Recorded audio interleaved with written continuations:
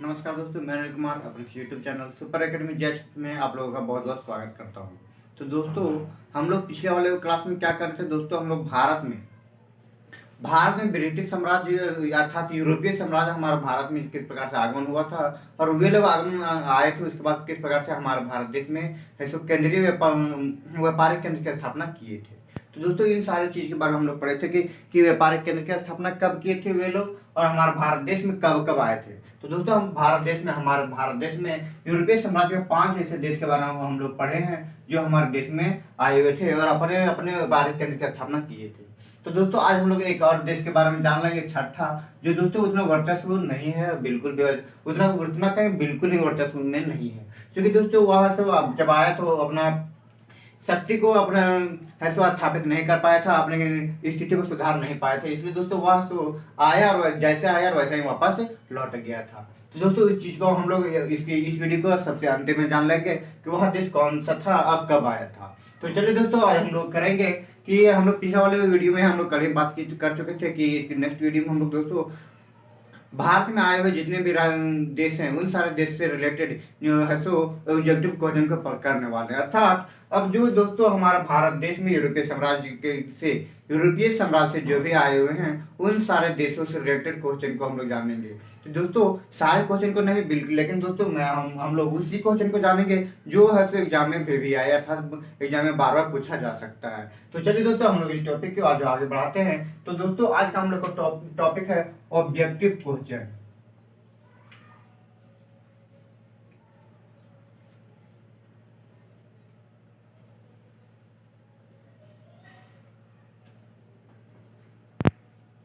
Objective question. तो दोस्तों, आज हम लोग ऑब्जेक्टिव क्वेश्चन कब करने वाले हैं, कम से कम दोस्तों 30 क्वेश्चन हम लोग इस वीडियो में ऑब्जेक्टिव क्वेश्चन को करेंगे। तो जो कि दोस्तों बार बार एग्जाम में पूछा जा सकता है। तो चलिए दोस्तों, अब हम लोग यहाँ से इस टॉपिक को आगे बढ़ाते हैं। तो दोस्तों, हम लोग क्वेश्चन को बनाए हुए हैं, हमारे पास है क्वेश्चन। सबसे पहला क्वेश्चन कहता है कि पुर्तगाली ईसाई, ठीक है, पुर्तगाली ईसाई मिशनरियों ने कब ईसाई धर्म न्यायाधिकरण व्यवस्था को लागू किया था। ठीक है, मैंने क्या कहा कि पुर्तगाली जब पुर्तगाली क्या क्या थे, ईसाई धर्म को मानना करते थे, तो वे लोग अपने ईसाई धर्म की मिशनरियों को न्यायाधिकरण के रूप में व्यवस्था को हमारे भारत देश में कब लागू किए थे। तो दोस्तों, उन लोगों ने 1560 ईस्वी में हमारे भारत देश में ऐसे ईसाई मिशनरियों की स्थापना ऐसे किए थे। कब? पुर्तगालियों ने हमारे भारत देश में ईसाई मिशनरियों की स्थापना कब किए थे? तो 1560 में किए थे। उसके बाद नेक्स्ट क्वेश्चन है दोस्तों कि पुर्तगालियों ने भारत में पहली प्रिंटिंग प्रेस की स्थापना कब किए थे।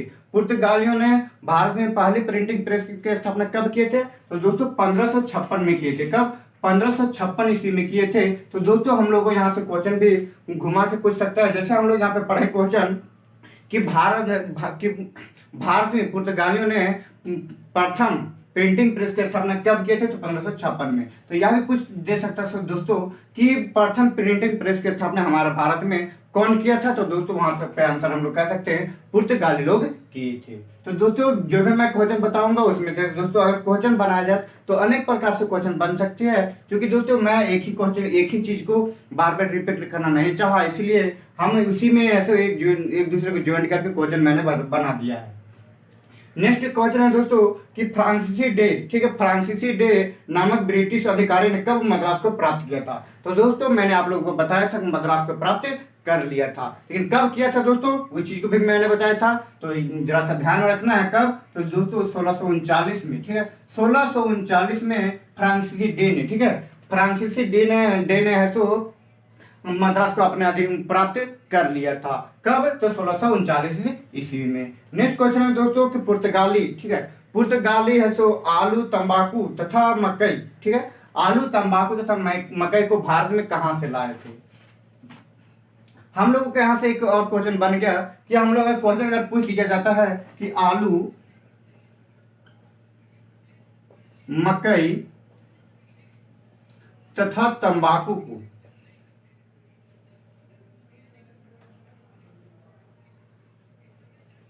तंबाकू को भारत में कौन लाया था।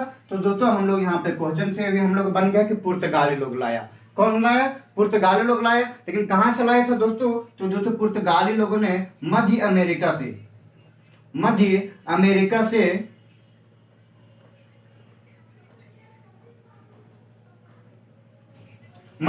से आलू, मकई तथा तंबाकू का हमारा भारत देश में लाए हुए थे। तो दोस्तों क्वेश्चन ऑब्जेक्टिव हम लोग पढ़ रहे हैं, तो ज्यादा फास्ट हम लोग चाहेंगे कि हल्का सा फास्ट चले हम लोग। दोस्तों इसमें क्या है, सब्जेक्टिव में नहीं पढ़ रहे, सब्जेक्टिव में दोस्तों पिछले वाले वीडियो में हम लोग कर चुके हैं, जो दोस्तों हम लोग लगातार 4 क्लास किए थे। उन 4 क्लास को अगर आप लोग अगर नहीं देखे तो दोस्तों डिस्क्रिप्शन में मैं उसका लिंक दे दूंगा, जो जाकर के आप लोग जरूर से जरूर पढ़ लीजिएगा। नेक्स्ट क्वेश्चन है दोस्तों, भारत में किसके आगमन से, ठीक है, भारत में किसके आगमन से जहाज निर्माण, प्रिंटिंग प्रेस तथा गोथिक स्थापत्य कला की शुरुआत हुई थी। तो दोस्तों इसके पिछले क्लास अभी जस्ट मैंने इसके जो अभी क्वेश्चन पूछा उसके पीछे उसी का रिलेटेड क्वेश्चन मैंने आप लोगों को बता दिया। कब आगे क्या बताया कि 1556 में क्या बताया मैंने कि 1556 में प्रिंटिंग प्रेस की स्थापना कौन किया था, तो पुर्तगाली ने किया था। ठीक उसी प्रकार से यहाँ पे वही क्वेश्चन है पूछ दिया है, भारत में किसके आगमन से जहाज निर्माण, प्रिंटिंग प्रेस तथा गोथिक स्थापत्य कला, ठीक है, गोथिक स्थापत्य कला की शुरुआत हुई थी। तो दोस्तों आंसर हो जाएगा पुर्तगाली के। पुर्तगालियों के आगमन से हमारे भारत देश में जहाज निर्माण, प्रिंटिंग प्रेस तथा गोथिक स्थापत्य कला की स्थापना हुई थी। नेक्स्ट क्वेश्चन है दोस्तों कि 1595-96 में, ठीक है, 1595-96 में प्रथम डच जहाजी बेड़ा, ठीक है, प्रथम डच जहाजी बेड़ा किसके नेतृत्व में सुमात्रा और बेंटन आया था। कौन कौन सा जहाज, तो सुमात्रा और बेंटन आया था। तो दोस्तों इसका आंसर हो जाएगा Cornelius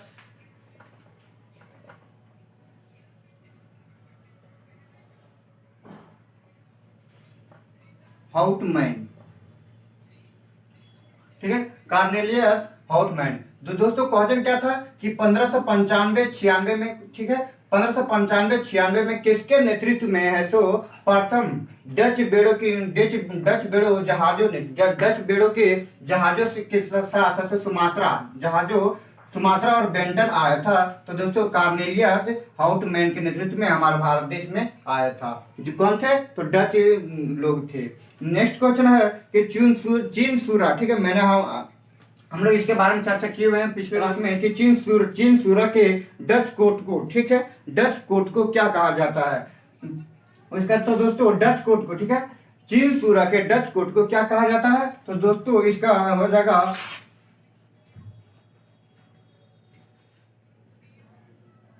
गुस्तावली fort.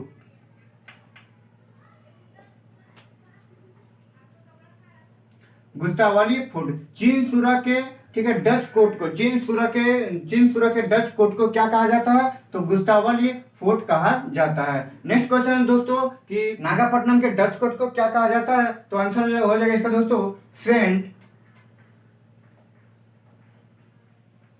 Fort David.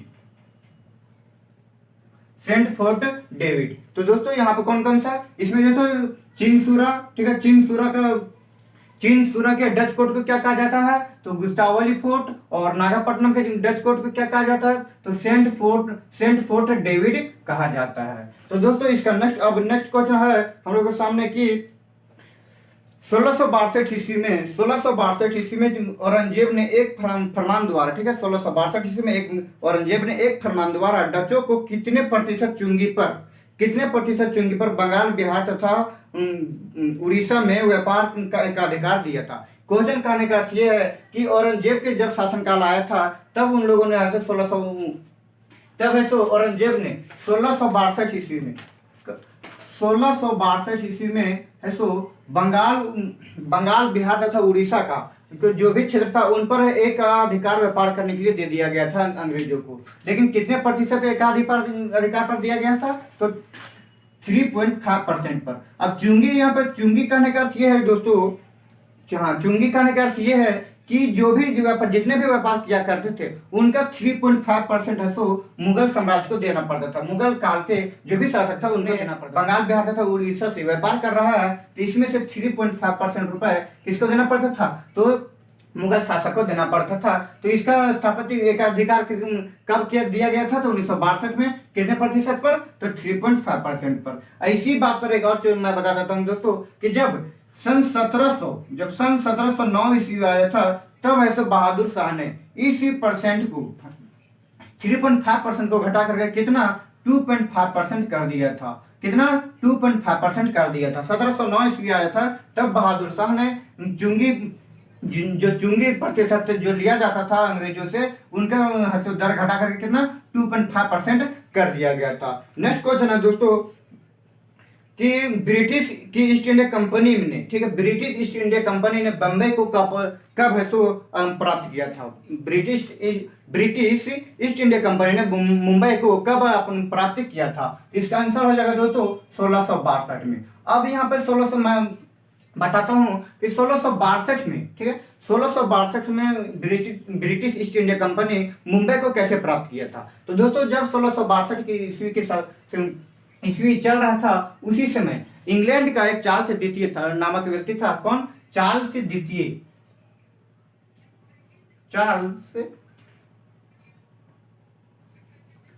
Charles द्वितीय नामक व्यक्ति ने पुर्तगाली के एक राजकुमारी से ऐसे वह शादी कर लिया था, जिसको कहते हैं बियाह कर लिया, ठीक है।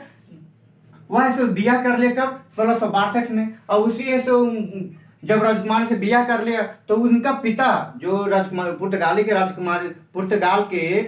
जो राजकुमारी थी, उनका पिता जब है सो जब उनका पिता क्या किए, अपने दामाद को दहेज के रूप में बम्बई को दे दिए थे। अपने दामाद को मुंबई के दहेज के रूप में दे दिए। तब इस चार्ल्स द्वितीय ने क्या किया, अपने इस दहेज को लेकर के अपने जो इंग्लैंड की ईस्ट इंडिया कंपनी थी उसको सौंप दिया। किसको? ब्रिटिश ईस्ट इंडिया कंपनी को सौंप दिया। तत्पश्चात तब जाकर के 1662 में ब्रिटिश ईस्ट इंडिया कंपनी ने 1662 में मुंबई को प्राप्त किया था। तो दोस्तों इसका कहा जाए कि किस माध्यम से? तो दोस्तों यह एक संबंध बनाने, अर्थात एक रिश्ता बना करके ऐसे मुंबई को प्राप्त किया गया था ब्रिटिश सरकार द्वारा। तो दोस्तों अब नेक्स्ट क्वेश्चन आगे है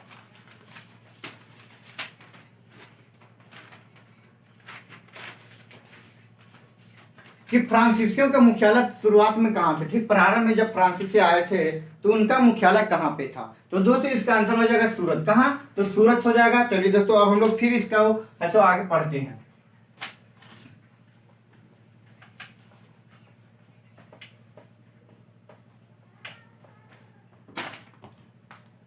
फ्रांसीसियों का मुख्यालय प्रारंभ में कहाँ था? तो दोस्तों फ्रांसीसियों का मुख्यालय प्रारंभ में सूरत में था, परंतु बाद में इसको स्थानांतरित कर दिया गया था। फ्रांसीसियों का मुख्यालय बाद में कहाँ स्थानांतरित कर दिया गया था?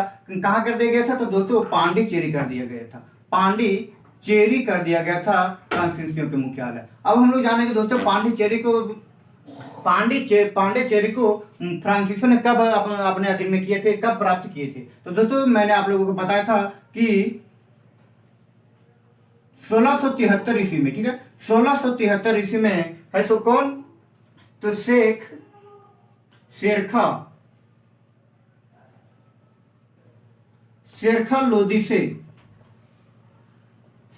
लोदी से मार्टिन, ठीक है, मार्टिन नामक व्यक्ति ने है सो प्राप्त किया था। मार्टिन नामक व्यक्ति ने शेरखा लोदी से अनुमति प्राप्त करके 1673 ईस्वी में किसको? पुदुचेरी नामक एक गांव को प्राप्त किया था। उसी पुदुचेरी को बाद में क्या बना दिया गया? तो पांडिचेरी बना दिया गया है।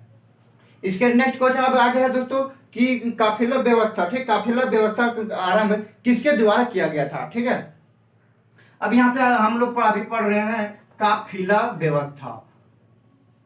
अब हम लोग यहाँ पे समझेंगे काफिला ये क्या है, ठीक है। बिल्कुल हम जानते हैं कि जो भी इस वीडियो को देख रहे हैं ना, इस शब्द का मतलब ही नहीं जानते काफिला मतलब होता क्या है। तो दोस्तों काफिला का मतलब होता है गुरु।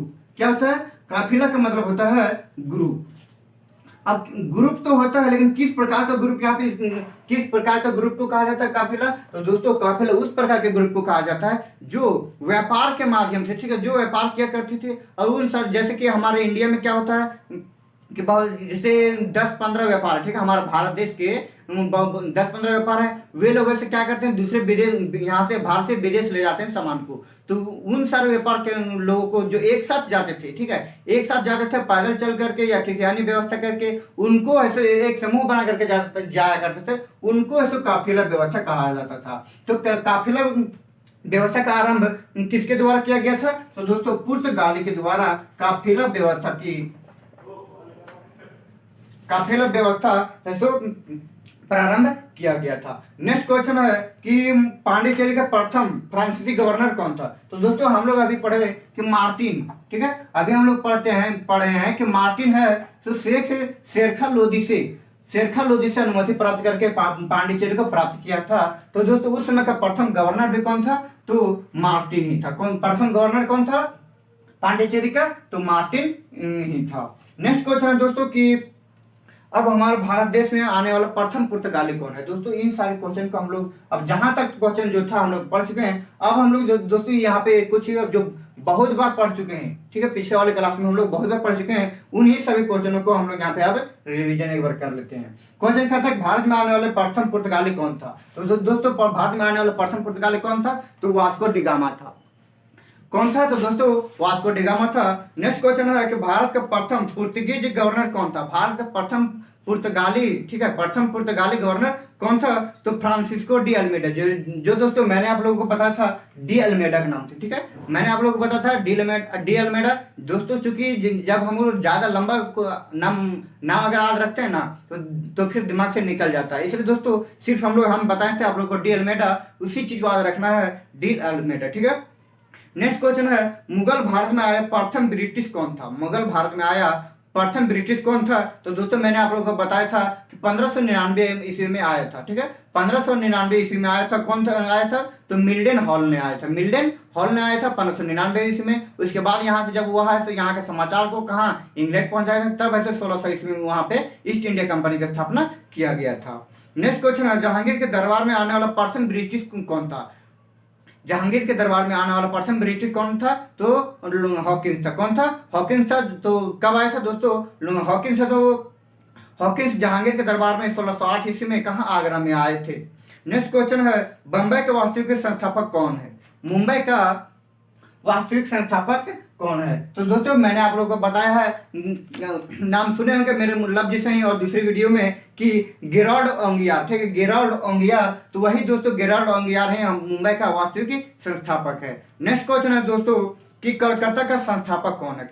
कलकत्ता का संस्थापक कौन है? तो दोस्तों इस क्वेश्चन को भी मैंने आप लोगों को पहला बार पिछले वाली क्लास में बता दिया है। तो दोस्तों कलकत्ता की स्थापना 1698 ईस्वी में किया गया था। कलकत्ता की स्थापना 1698 ईस्वी में किया गया था। अब यहाँ पे कौन कौन सा क्षेत्र को मिला के किया गया था इसके बारे में हम लोग पढ़े थे कि सुतानती,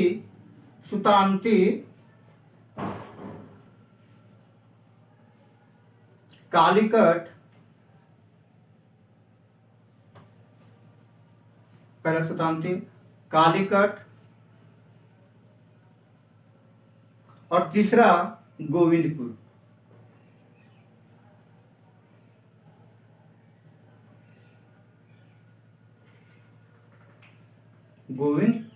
तो दोस्तों इन तीनों क्षेत्रों को मिला करके कलकत्ता का निर्माण 1698 में किया गया था। तो कौन किया था? तो दोस्तों हम लोग पढ़ चुके थे कि जॉब चार्नक, ठीक है, जॉब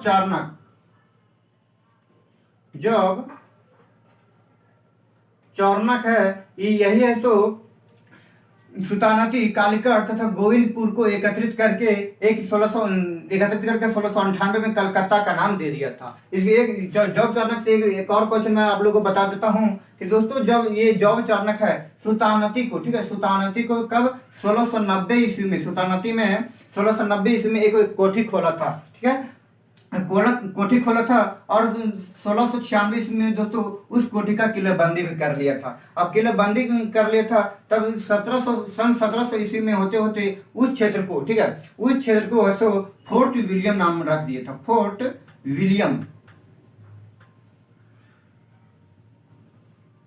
फोर्ट विलियम नाम रख दिया था उस किले को। तो दोस्तों अब नेक्स्ट क्वेश्चन है यहाँ हम लोगों के सामने कि पांडिचेरी का प्रथम फ्रांसीसी गवर्नर कौन था। तो दोस्तों हम लोग पीछे क्लास में ये सॉरी दोस्तों पीछे क्लास में तो किए हैं, लेकिन अभी जस्ट ऐसो पीछे में भी एक बार हम लोग रिवीजन कर चुके हैं इस क्वेश्चन को, जो दोस्तों यहाँ पे मार्टिन लिखा हुआ है। ठीक है, अब जस्ट इस क्वेश्चन को भी किए हैं कि पांडिचेरी का प्रथम गवर्नर कौन था, तो मार्टिन था। नेक्स्ट क्वेश्चन है कि मद्रास का संस्थापक कौन थे। तो मद्रास का दोस्तों संस्थापक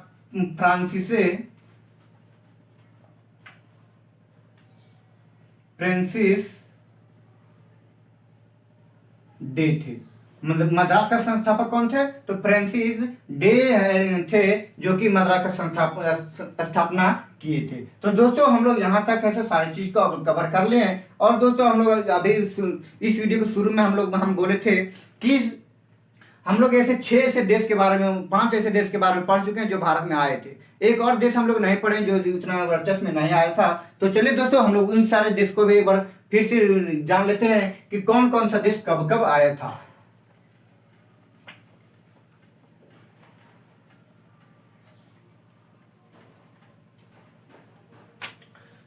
तो दोस्तों हम लोग सबसे पहले क्या पढ़े थे, 1498, उसके बाद 1602, उसके बाद 1608,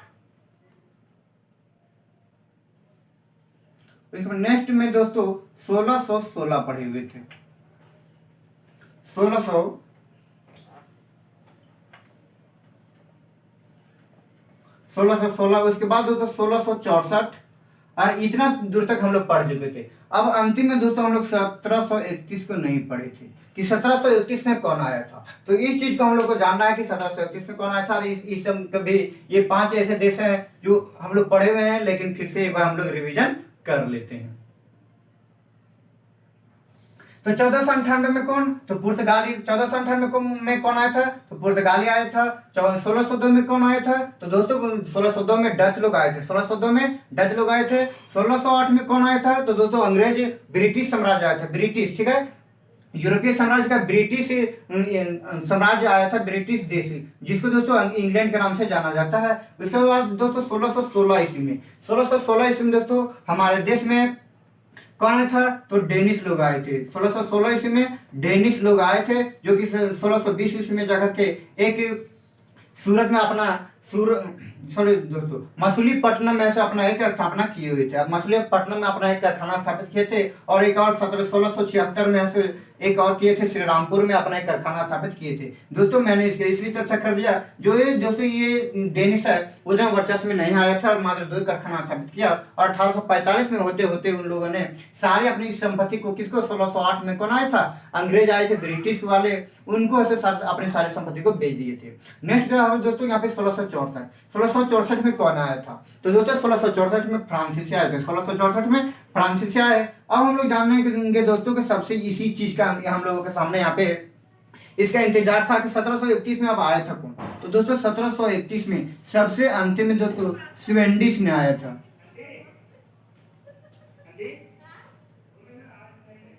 कौन आया था, तो स्वेंडिश ने आया था 1731 में। तो दोस्तों ये था हम लोग का पूरा आज का टॉपिक, ऑब्जेक्टिव क्वेश्चन, जो दोस्तों भारत में आए हुए यूरोपीय साम्राज्य से रिलेटेड ऑब्जेक्टिव क्वेश्चन जो एग्जाम में दोस्तों बार बार पूछा जा सकता है। तो दोस्तों अगर आप लोगों को ये वीडियो अच्छी लगी हो तो लाइक शेयर कमेंट जरूर से जरूर कीजिएगा। आप लोग दोस्तों तक दोस्तों जरूर से जरूर इतना ज़्यादा फैला दीजिए, ताकि आप लोगों को दोस्त भी इन सारी चीज़ से जानकार हो सके और एग्जाम में इन सारे क्वेश्चन का कवर कर सकेंगे। तो चलिए दोस्तों हम लोग फिर मिलेंगे इस अगले वीडियो में, तब तक जय हिंद जय भारत।